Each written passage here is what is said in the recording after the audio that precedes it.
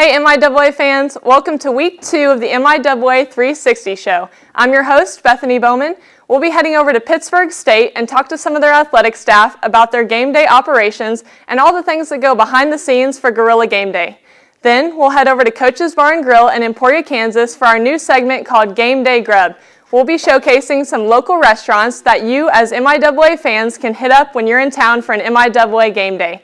But first, let's talk to Lewis Theobald, head Jennies soccer coach, as he just won a national championship with the Jennies last season. For the MIAA Network, I'm Bethany Bowman here with head women's soccer coach at the University of Central Missouri, Lewis Theobald, staring right here at the national champion trophy that they just won last year. It's a pretty good sight, isn't it, Coach? Yeah, it's a dream come true, really. So, yeah, it was nice to have a year where we finally won that. We'll talk a little bit more about that championship here in just a second. 9-time MIAA Coach of the Year and 5-time Region Coach of the Year. Going into your 12th year as head coach here at Central Missouri. So I've been here a while and had a lot of success, Just kind of talk about the progression of what you've been able to do here at Central Missouri. Okay. Yeah, it's been a quick 12 years, or 11 going into 12, and the league has changed a lot in soccer in my time here, but feel really lucky to have a little bit of success and inherited a good program and continued to build it with a lot of kids from the local area, really. So I feel pretty lucky. I've had a lot of really good kids come through Central Missouri.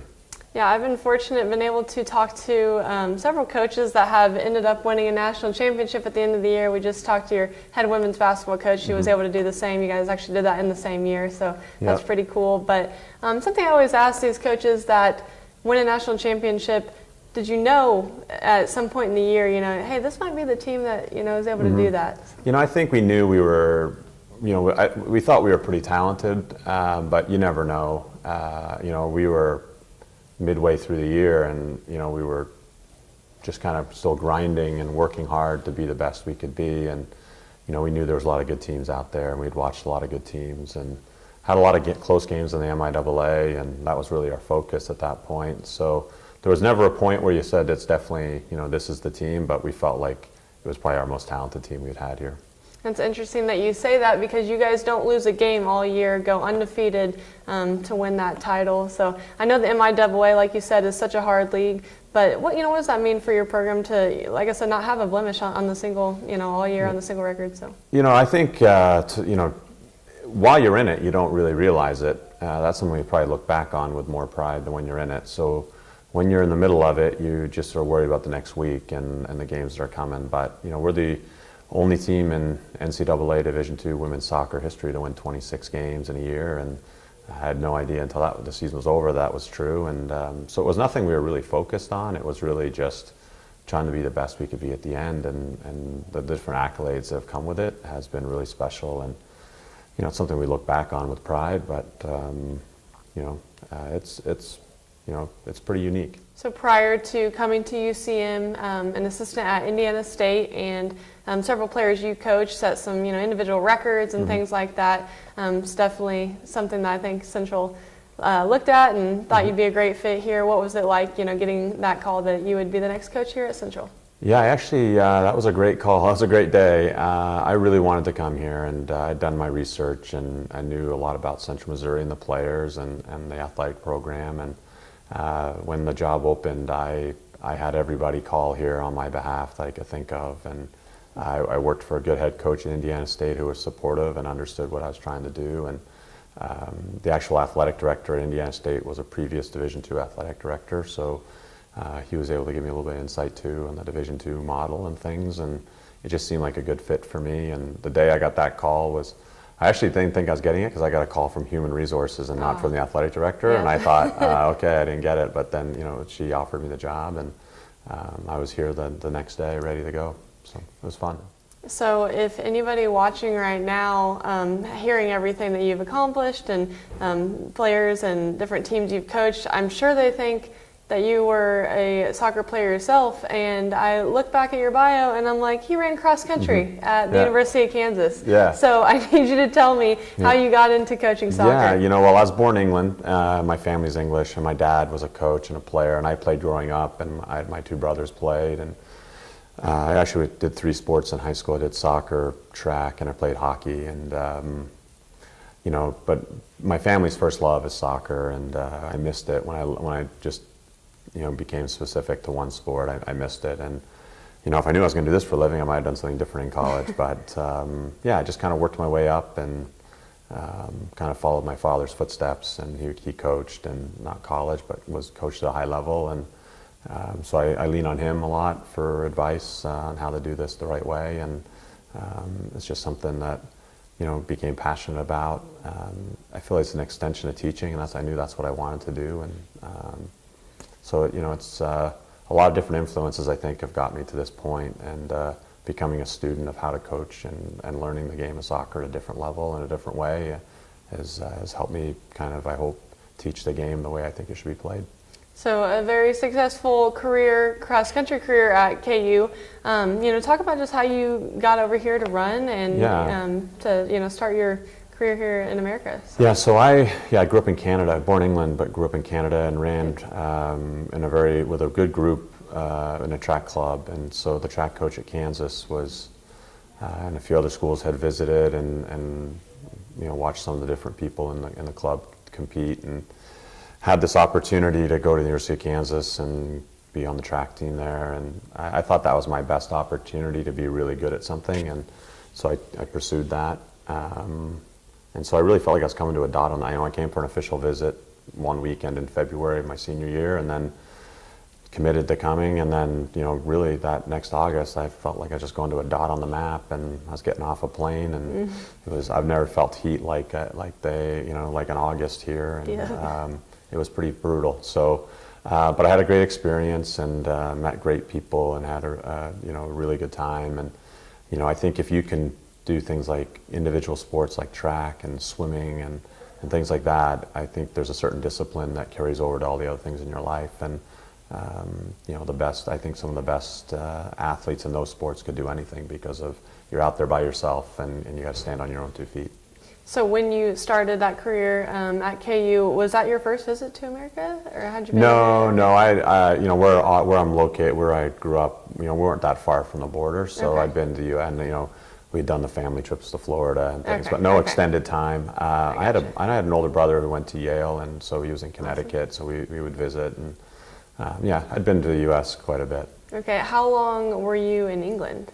I was only 3 when I left, but besides my immediate family, everybody was still in England. So we would visit and go back, somewhat regularly to visit. And then eventually more people came to Canada and had quite a bit of family in Canada, but still had family over there. And my sister had gone back to school back in England, and I still have a dual citizenship with Canada and Great Britain, the United Kingdom, and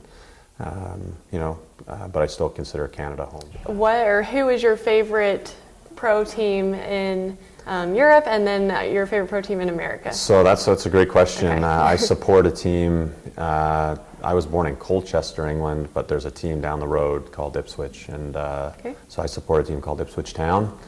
They're currently in what would be considered the second tier of professional soccer. And then my favorite team in the United States has to be, I'm a Sporting KC fan, and try to get to some games. And we actually did a little team trip over there before the season started, and it's a great atmosphere. And since the MLS has got bigger and better, I think it's done a lot for soccer in this country. I feel like, I'm going to be completely honest, I don't know a whole lot about foreign soccer teams, but I do know this much. Are you a Manchester City or a United fan? Yeah, I would, that's a good question. I'd still err on the Man United side. Okay. But I am impressed with when I watch Man City play now, the way they play and the style of play. They're fun to watch. They got a lot of money, and they've spent a lot of money to get good players, but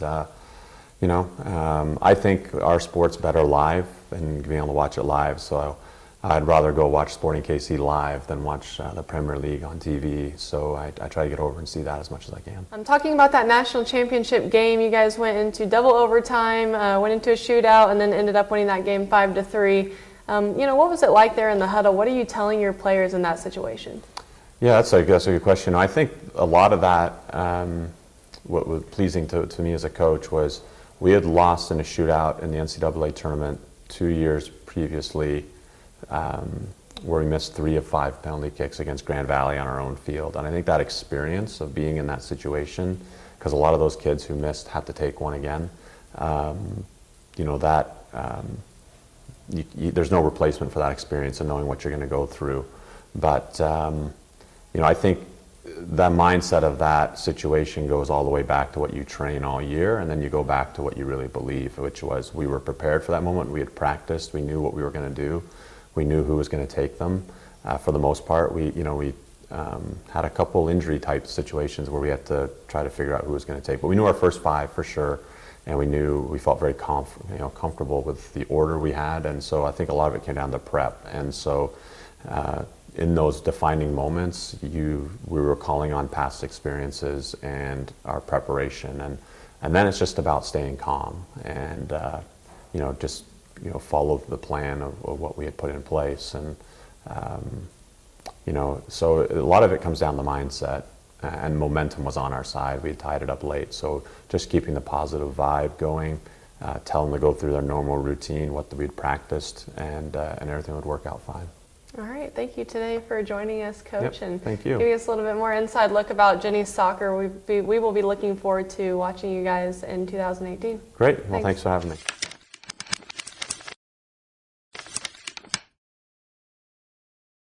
Next, we'll head over to Pittsburg State University and talk to their game day operations staff about Guerrilla Game Day in the jungle. MIAA Network, we are here on the campus of Pittsburg State University. Just had a meeting with the Pittsburg State administration regarding game day, and here with John Bartlow, Director of Alumni Relations. John, just want you to talk a little bit about your role on game day and some things you do to get set up. Sure, happy to do that. This is one of the most exciting times of the year and something that our office is very involved in, and we look forward to very much. What we try to do is we want to make sure that our alumni and friends and constituents feel welcome back to campus when they're here. We want to make sure that we have lots of different activities. Obviously, the football game is the primary reason they're here, but we have many different things that go on in advance of the football game. We've got food, we have live music, we have bounce houses for the kids, information about our upcoming alumni events throughout the fall and throughout the year. So we just kind of roll out the red carpet and work really closely with athletics and to try to give everybody a really wonderful day. What do you think Pitt State does really well in engaging community and everyone that's involved on game day? Well, I think if you drive through downtown Pittsburgh, Pittsburgh is very unique, and I've heard this time and time again from alumni and folks who are even alumni from other institutions, that you can see the pride in this community. You can see the guerrillas everywhere. You can see the red and gold everywhere. And so, I can't imagine a community embracing the university and embracing the athletics programs really any better than Pittsburgh does. So I think it's very clear from the moment you drive through town. And so that's an exciting thing to be a part of. I'm Bethany Bowman for the MIAA Network, here again with Nate Davis, Senior Associate Athletic Director here at Pittsburg State. Just got out of your meeting, preparing for game day coming up, and everything from setup to cleanup. It's evident that you guys have a whole crew here that helps out. So just talk about everybody that goes into making this possible. Sure. Yeah, like you said, we have a big crew that is part of our game day operations. We work with across campus, our physical plan, athletic grounds, alumni, UPD, all across the board to put on our operation. As you can see from our meeting, there's a lot that goes into that, a lot of planning. We work weeks and months in advance to come up with a good plan, and we just want it to be a good, smooth operation on game day, and I think with everyone that's involved and they're committed to that, I think we have one of the best shows in Division II. With your position, I'm sure you take on multiple roles. What are some of the main duties that you will take on actual game day for Pittsburg State? Yeah. So a lot of what I do is involved with actual game operation and working with our security team and our parking plan and making sure that everything kind of in the stadium and around the stadium runs as it should. We've got another group that works with our video board and that operation. But really just kind of top to bottom, we just want to make sure that everything runs smoothly and people have a good time and they come and enjoy the football game and everything that goes with that. Joined here by Athletic Director at Pittsburg State, Jim Johnson, and just got out of your meeting a little bit ago for the game day administration and all the operations that go into that. So you led that, and what is your main goal when you bring everybody together? Well, I realized when I got here, Bethany, 8 years ago that, really Game Day here is a community project, certainly a campus-wide project, but I think even a community project. Pittsburgh's a little unique in that way. We have some other towns in the MIAA similar to that, kind of true college towns, but when I got here, I realized there were just a lot of people that had a job or had functions on game day that were outside of athletics, and probably some of that came from the standpoint that, from the perspective that prior to me being here,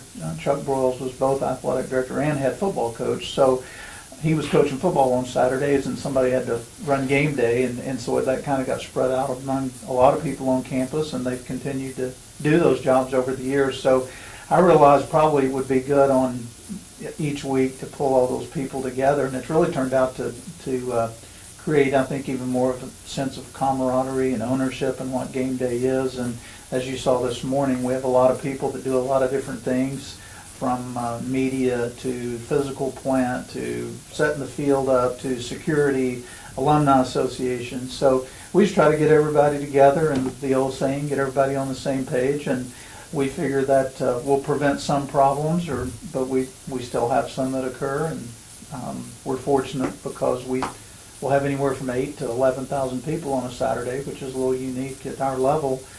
So it takes a lot of people, but we just thought getting all those people together at one point during the week would probably make things run a little smoother now. Joining us now is Chief of Police Stu Height here at Pittsburg State University, and I just want you to talk a little bit about some things that you're in control of and take care of on game day. Well, our office is in charge of obviously making sure that the game day experience goes off safe and secure for everyone involved, because really and truly a Pittsburg State football game is more than just a football game. It's a community experience, it's a community event, and a lot of people look forward to that, from the very young to the very mature of fans. So we're very excited to have this opportunity. I've been a Pitt State alum and been around as a spectator for many years, so I'm excited in my new role to get to make sure that we oversee everyone's safety. I think a lot of people know in the MIAA here at Pitt State and the Jungle, one of the best game day experiences you might be able to get. Gets a little rowdy. Does that make your job a little bit tough sometimes? It does, but I would be not speaking truthfully if I said that it didn't enter into my decision-making process when accepting this job. The fact that I was going to be pretty much ruining my chances of a spectator game day experience for the foreseeable future. So it is a big task, but everyone that attends is there for the same reason, to support Pitt State and the Gorillas and make sure that we have a positive experience, and so that makes it easier, but it's not without a lot of planning and forethought that goes into it, which has been done years before I've been here. So I'm just happy to be here and follow along suit with a very professional, well thought out pre-game planning for game day, so that it goes off without a hitch, hopefully. And finally, MIAA fans, for the last segment of this episode of the MIAA Network 360 show, we have Game Day Grub at Coach's Bar and Grill in Emporia, Kansas.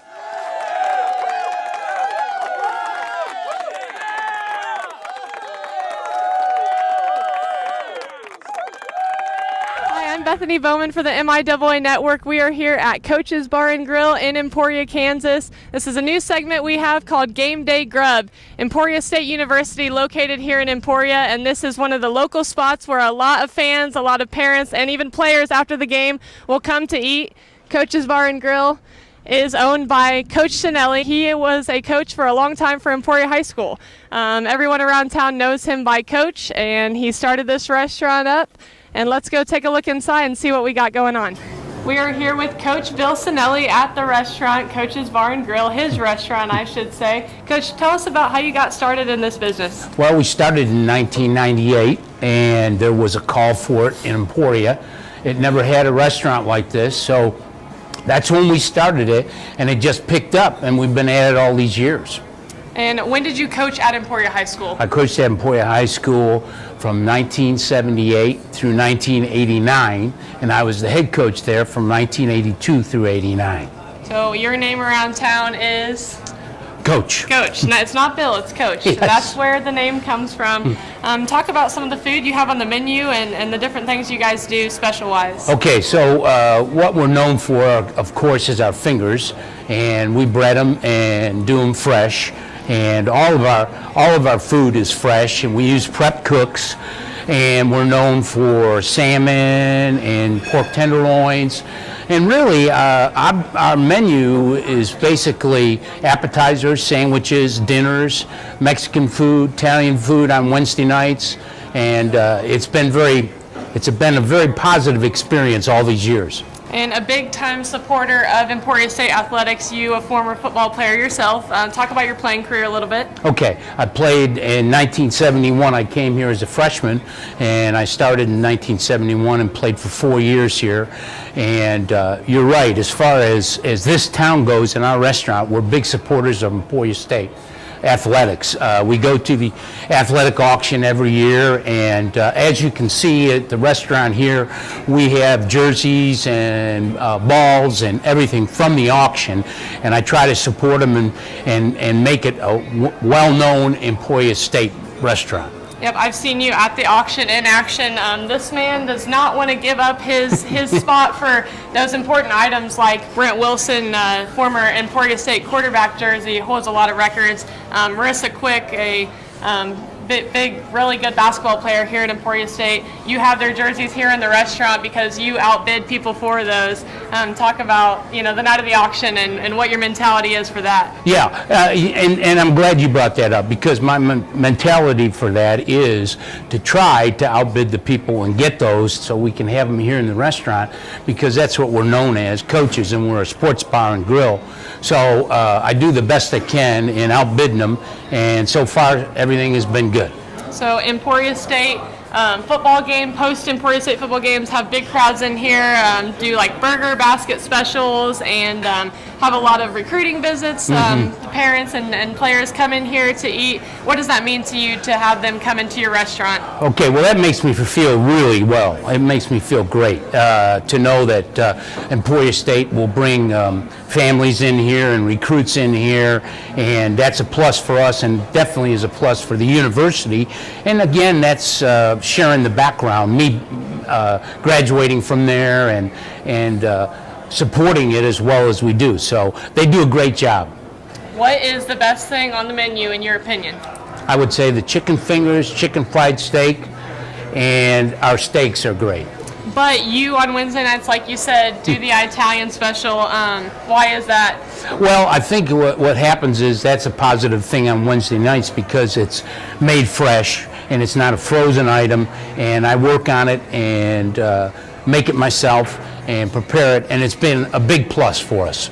And you've got your I Love Rochester, New York shirt on. Talk about your roots and where you come from a little bit, Coach. I come from Rochester, New York. I came here in 1971 on a football scholarship, and that happened because one of the coaches on our staff at one time played here at Emporia State, and I wanted to leave the state. I didn't want to stay there, so I got this offer after I brought my films out here, or had my films shipped out here, and I was offered a scholarship and stayed ever since. Been here ever since. So a great place to come eat on game day or any day of the week. Check out Coach's Bar and Grill. Come meet Coach Bill Sinelli. He'd love to see you. Thanks, Coach. Yep, thank you very much.